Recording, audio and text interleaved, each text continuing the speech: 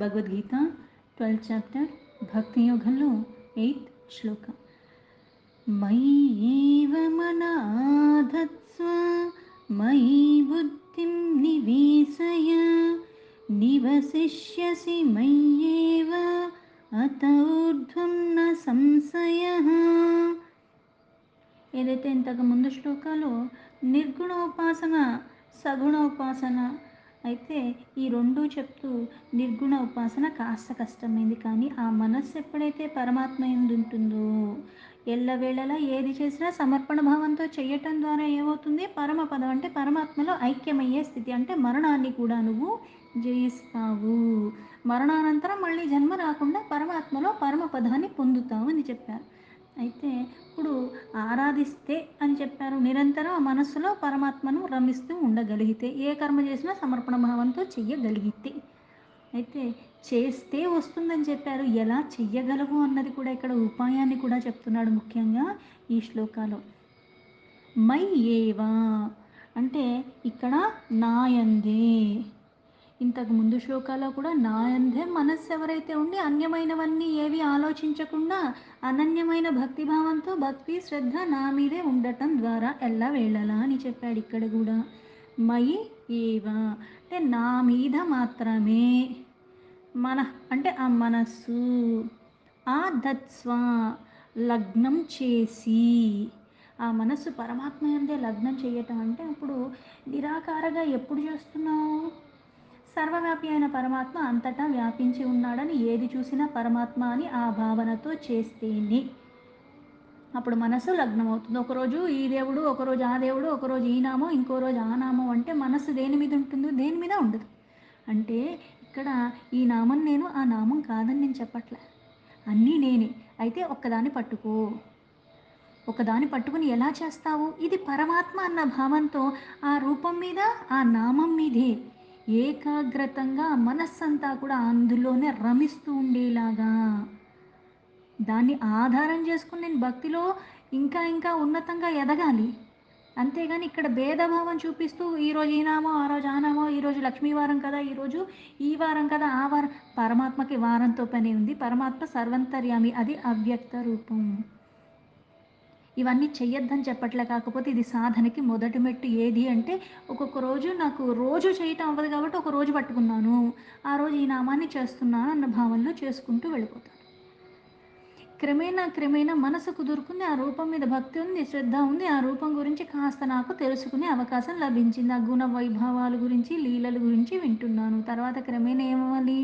మనసంతా ఏ క్రతువు చేసినా పూజ గదిలో ఉన్నంతసేపే కాకుండా ఎక్కడున్నా పరమాత్మ యందే మనసు నిలుపుకుని, పైగా స్థిరంగా ఉండేలాగంతే మనస్సు నా మీద పెట్టు అన్నాడు. ఇంతకుముందు చెప్పి మళ్ళీ ఇప్పుడు అదే మాట మళ్ళీ మళ్ళీ చెప్తున్నాడా అంటే అని కాదు. ఆ మనస్సు అన్నది మళ్ళీ ఇతర వాటి మీద రమించకుండా ఆ మనసంతా కూడా పరమాత్మ యందే ఉండాలి. అందుకే ఆధత్స్వ అది నీకు అలవాటైపోవాలి. లగ్నం అయిపోవటం అంటే అర్థం ఏంటి అంటే ఇప్పుడు ఎలా అయితే ఆ సమయంలో ఆ సందర్భానికి ఆ పని చేయటం, అది లగ్నం అవటం. ఇప్పుడు మనస్సు లగ్నం అవటం అంటే ఏంటి? మనస్సు ఒక రోజు ఉండి ఒక రోజు లేకుండా పోతుందా? ఇప్పుడు ఉండి తర్వాత ఉండదా? ఎప్పుడూ ఉంటుంది. ఆ ఎప్పుడు ఉండే మనస్సు ఇతర వాటి మీద వెళ్ళనివ్వకుండా ఎప్పుడు ఉన్న ఆ పరమాత్మ మీదే నువ్వు లగ్నం చేసి ఎల్లవేళలా ఉండటం. పడుకున్నా, లేసినా, కూర్చున్నా, ఎవరితో మాట్లాడుతున్నా, ఏది చేస్తున్నా సరే ఆ మనస్సు అన్నది ఆ పరమాత్మ యందే రమించేలాగా ఉండటం, అది లగ్నం చెయ్యటం అంటే. అందుకే మయి బుద్ధిం నివేశయ. ఈ మనస్సు ఉండాలంటే ఏం చేయాలి? బుద్ధి కూడా దానికి సహకరించాలి. ఒకటికొకటి ముడిపడి ఉన్నాయి, దేనికదే కాదు ఇక్కడ.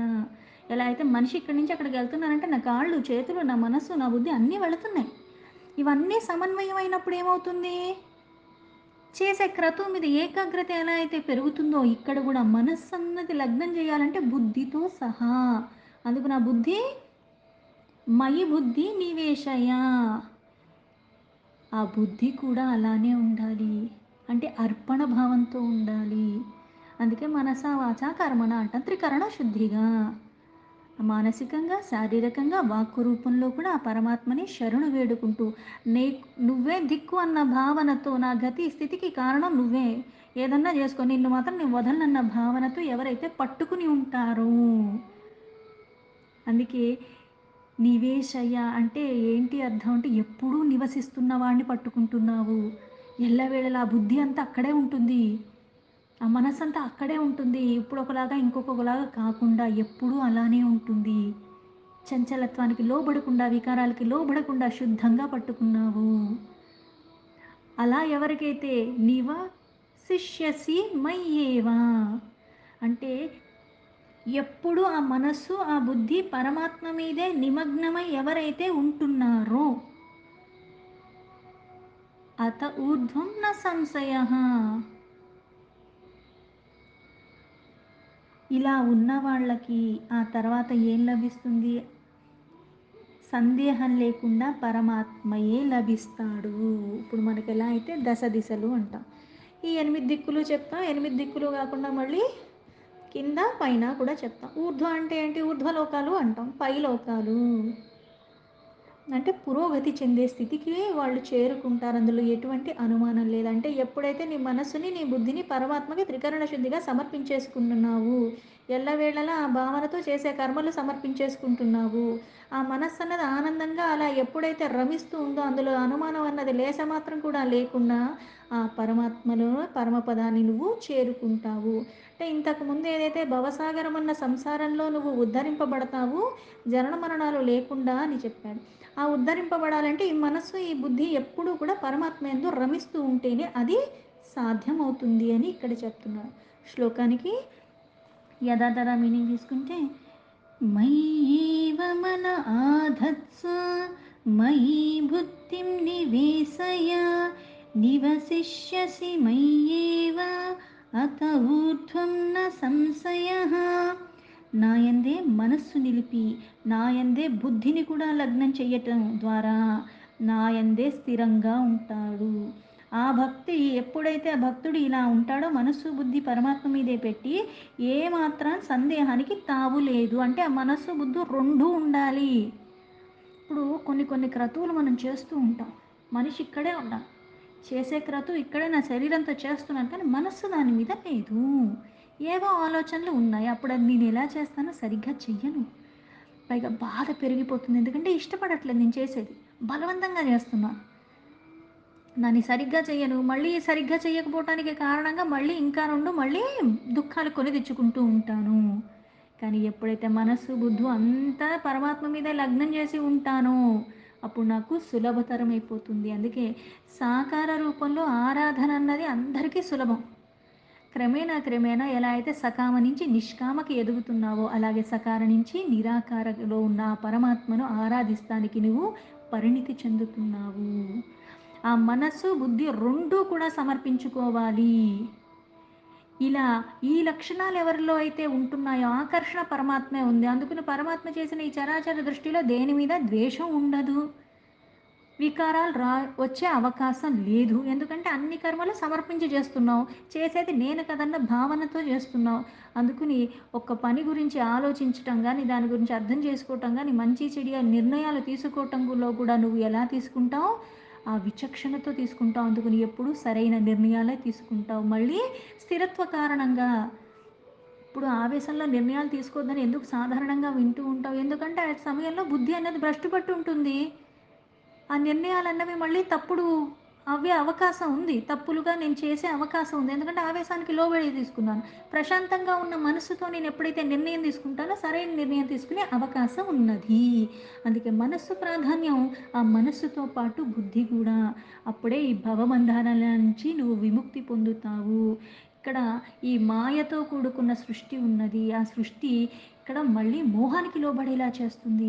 వికారాల రహితంగా ఉండాలి. ఇందులోనే ఉండాలి. మళ్ళీ అన్నీ చేస్తూ ఉండాలి. దేన్ని విడవకుండా ఉండాలి. కానీ ఆ బంధనాల్లో మళ్ళీ లోబడకుండా ఉండాలి. వీటి నుంచి కర్మలు చేస్తూ కర్మ బంధనాల్లో చిక్కుకోకుండా ఉండాలంటే ఆ మనస్సుని ప్రతి ఒక్క కర్మని ఆ బుద్ధిని కూడా నువ్వు ఎప్పుడైతే ఆసక్తి రహితంగా పరమాత్మకే సమర్పిస్తున్నావో అలా ఉన్న వ్యక్తి ఈ బంధనాల్లో చిక్కుకోడు. ఎందుకంటే ఈ ప్రాపంచికమైన వాటి నుంచి విడిపడిపోయావు. శారీరకంగా మనస్సు మళ్ళీ వాక్కు రూపంలో కూడా అందుకే అటువంటి వ్యక్తి ముక్తిని పొందుతాడు. అటువంటి వాడికే మోక్షం లభిస్తుంది. బంధనాలు తొలగిపోతే మోక్షం. ఆ బంధనాలు తొలగిపోవాలి అంటే మనస్సు, బుద్ధి పరమాత్మై ఉండాలి. ఎప్పుడు ఉండాలి? ఎల్లవేళలా ఉండాలి. ఈ శరీరం అన్నది ఒక యంత్రంలానే ఉంటుంది. దేనికి గూడా నువ్వు ఇది భోగప్రాయంగా జెయ్యవు. అలాగే దేనితో ఆసక్తి ఉండదు. క్రతువులు జేయటానికి వినియోగిస్తున్నావు. కానీ మనస్సంతా పరమాత్మ మీదుంది. ఏ క్రతువు చేసినా పరమాత్మకి సమర్పణ భావంతో చేస్తున్నావు. ఇంద్రియాలు మనకి ఉన్నాయి. భోగాల లాలసలతో ఉన్నవాడికి ఎలా అవుతుంది? రుచికి వశైపోతాడు. ఇది ఉంటేనే తింటాను. ఇది ఉంటేనే పడుకుంటాను. నాకిదే కావాలి. నాకివే ఉండాలి. ఏసీ ఉండాలి. అవే కావాలి. అదే తాగాలి. ఇట్లాంటివి ఉన్నవాళ్ళు ఏంటి అంటే ఇంకా ఆ మోహానికి లోబడిపోతూ ఉంటాము. అందరికీ అవే చెవులున్నాయి. వినదగిందే వింటాం. విన్నా సరే ఆ వికారాలు నీకు మళ్ళీ లోబడకుండా ఉండేలాగా, అది మళ్ళీ ఆ మంచి విషయాలే మనసులో స్థిరంగా ఉంచుకునేలాగా అంటే ఏది ఉంచుకోవాలో, ఏది తొలగిచ్చాలో, ఏది పట్టుకోవాలో, ఏది విడవాలో తెలియాలి. అన్నీ వినపడుతున్నాయి గదా అని అన్నీ బుర్రలో పెట్టుకోకూడదు. పరమార్థానికి నన్ను వృద్ధి చేసేవి మాత్రమే నేను గుర్తుంచుకోవాలి. అందుకే యుక్త, అయుక్త, వ్యక్త, అవ్యక్త అన్నీ విచక్షణతో ఉండాలి. ఆ మనస్సన్నది ఎప్పుడైతే పరమాత్మ యందుంటుందో, ఈ బుద్ధి గూడా దాని మీదే పెడతం వల్ల ఏమవుతాయి, ఇంద్రియాలన్నీ కూడా వ్యర్థమైన పనులు చేయకుండా, ఇంద్రియాలన్నీ కూడా మనకి సహకరిస్తాయి. సమస్త చరాచర భూతలంలో వ్యాపించిన ఆ పరమాత్మ అందరి హృదయాల్లోనూ ఉన్నాడు. ఆ రూపం రావటానికి కారణం పరమాత్మ. పైగా సర్వజ్ఞం తెలిసినవాడు. అందుకే మనం ఏం చెప్తాము? కారుణ్యమూర్తి అంటాం, కరుణాసాగరుడు అంటాం, సహృదయము అంటాం. ఎందుకంటే దుష్టుడు ఆశ్రయించింది ఆయన్నే, శిష్టుడు ఆశ్రయించింది ఆయన్నే. అందరినీ ఉద్ధరింపజేసేస్తున్నాడు. కానీ సుగుణాల నిధి అయిన పరమాత్మను నేను కూడా సుగుణాలమయంగా ఉంటూ, వికారాల రహితంగా ఉంటూ, పవిత్రంగా ఉంటూ, ఆనందంగా ఉంటూ, ఇది కారణము అని ఆ తత్వాన్ని తెలుసుకుని సర్వశక్తిమంతుడైన, సర్వోత్తముడైన ఆ పరమాత్మని నేను శరణు వేడుకుంటున్నాననే భక్తి మనస్సుతో కూడా అలా గుణ ప్రభావ లీలా తత్వాల్ని, రహస్యాల్ని సరిగ్గా గ్రహించే ప్రయత్నం నేను విడవకుండా సర్వదా సర్వత్రా అంటే అన్ని వేళలా అన్ని వైపులా కూడా అన్ని సమయాల్లో కూడా దృఢ విశ్వాసంతో ఉండాలి. చంచలత్వానికి లోబడకుండా. కొన్ని కొన్ని కార్యాలు జరగాలి అంటే కొన్ని జరగట్లేదు. అప్పుడు ఏం చేస్తాం వెంటనే? పలానా వాళ్ళు ఏమండి ఇది జరగట్లేదంటే, వాళ్ళు ఈ గుడికెళ్ళండి, వాళ్ళని కలవండి, లేతే మీ జాతకంలో ఏదో దోషం ఉందండి, వాళ్ళని వెళ్ళండి అంటాం. వెంటనే అక్కడికి పరుగులు తీసుకెళ్తాం. మళ్ళీ అక్కడికెళ్ళిన తర్వాత మళ్ళీ ఆయన ఏదో చెప్తాడు, అది చేస్తాను. మళ్ళీ నాకేమి పెద్ద తేడా అనిపించట్లేదు. మళ్ళీ ఏం చేస్తాను, ఇంకొకళ్ళని అడుగుతాను. వాళ్ళు ఇంకో దగ్గర చెప్తాను. మళ్ళీ అంటే ఇలా పరుగులు తీస్తూనే ఉన్నాను కానీ, కొన్ని నాకు కలిసొస్తున్నాయి, కొన్ని నాకు కలిసి రావట్లేదు. అంటే నేను ఇలా పరుగులు తీసినంత మాత్రాన కలిసొచ్చేస్తాయా? అంటే ఆ సమయం ఆసన్నమైనప్పుడు అది జరుగుతుంది. నువ్వు ఎలా ఉండాలి? సమర్పణ భావంతో ఏదైతే సుఖం గాని, దుఃఖం గాని ద్వంద్వాతీతమంగా నువ్వు ఉండాలి. అన్నీ నీకు ఎల్లవేళలా అనుగుణంగా ఎప్పుడూ ఉండవు. కానీ ఈ మనస్సు మళ్ళీ ఈ ఇంద్రియాలు, ఈ బుద్ధి అన్నీ కూడా ఎలా ఉండాలి అంటే సమన్వయం చేసుకొని ఉండాలి. ఈ ఏ కార్యక్రమాలు చేస్తున్నా ఈ శరీరము దృష్టి గాని, వాసన గాని, రుచి, స్పర్శ ఏది వినికిడి ఇవన్నీ కూడా శ్రవణము అన్నీ కూడా నువ్వు ఏది గ్రహించాలో అదే గ్రహించాలి. మనస్సు దేని మీద ఉండాలో దాని మీదే ఉండాలి. రాత్రి నిద్రపోయినప్పుడు ఈ శరీరం అలానే ఉంటుంది. ఎలా అయితే ఈ శరీరంలో ఉన్నవన్నీ ఏం చేస్తాయి మనకి, పగలంతా నేను ఏదైతే జాగ్రత్త అవస్థలో కొన్ని కొన్ని చేసి ఉన్నానో కలల రూపంలో మళ్ళీ అవే వస్తూ ఉంటాయి. అలాగే కొన్ని జన్మల నుంచి కొన్ని వాసనలున్నాయి. అదే ఇప్పుడు ఏదో ఒక రూపంలో పడుకున్నప్పుడు ఏదో స్వప్నంలాగా వస్తూనే ఉంటుంది. పైగా మనకొచ్చే స్వప్నాలన్నీ కూడా నిజం అవ్వాలని కూడా లేదు. అయితే ఇక్కడ ఇంద్రియాలన్నీ ఏవున్నాయి? గాఢ నిద్రలో ఉన్నావు. ఆ నిద్రపోయినప్పుడు ఇంక ఇవన్నీ అచేతనంగానే ఉన్నాయి. మన మనస్సు, ఇంద్రియాలు, విషయాలు, వస్తువులు అనుభవిస్తుంది అని అనుకుంటున్నాం గానీ, అక్కడ మనస్సుకి, ఇంద్రియాలకు కూడా సామర్థ్యత అంతుందా అంటే అది లేదు. కానీ మనం కర్మలు ఎలా అయితే ఇప్పుడు మనస్సు పనులు ప్రాధాన్యంగా దేంతో చేస్తున్నామో మనసు పెట్టి చెయ్యి అని చెప్పేస్తూ ఉంటాం. మనసు ఎలా పెడతా అదేమన్నా వస్తువా ఇక్కడి నుంచి అక్కడ పెడతానికి అంటే ఏంటి? ఇప్పుడు ఇంద్రియాలతో శారీరకంగా చేసే పనులే ధ్యాసతో నువ్వు ఎప్పుడైతే చేస్తున్నావో అది సరిగ్గా చెయ్యగలవు. అందుకే మనస్సు. ఈ మనస్సు మళ్ళీ అలా పెట్టాలి అంటే బుద్ధి కూడా సహకరించాలి. అందుకే శరణాగతి. శరణు నువ్వు అన్న గతి నాకు నువ్వు అని అలా చెప్తే ఈ బుద్ధి అక్కడ పెడితే మనసు మళ్ళీ చాలా సునాయాసంగా దాని మీద నిలుస్తుంది. బుద్ధి కూడా సహకరించాలి. అందుకే మనోబుద్ధి వాక్కాయ అంటారు.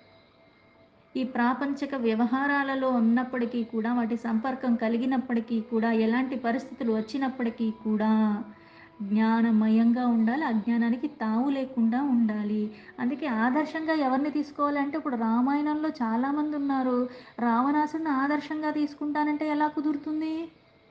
భక్తిలో చాలా పరిపక్వత చెందిన స్థితి కాబట్టి బోలెడు ఆయన దగ్గర లేని భోగం లేదు కాబట్టి నేను రావణాసురుడిని ఆధారంగా తీసుకుంటానంటే ఎలా కుదురుతుంది?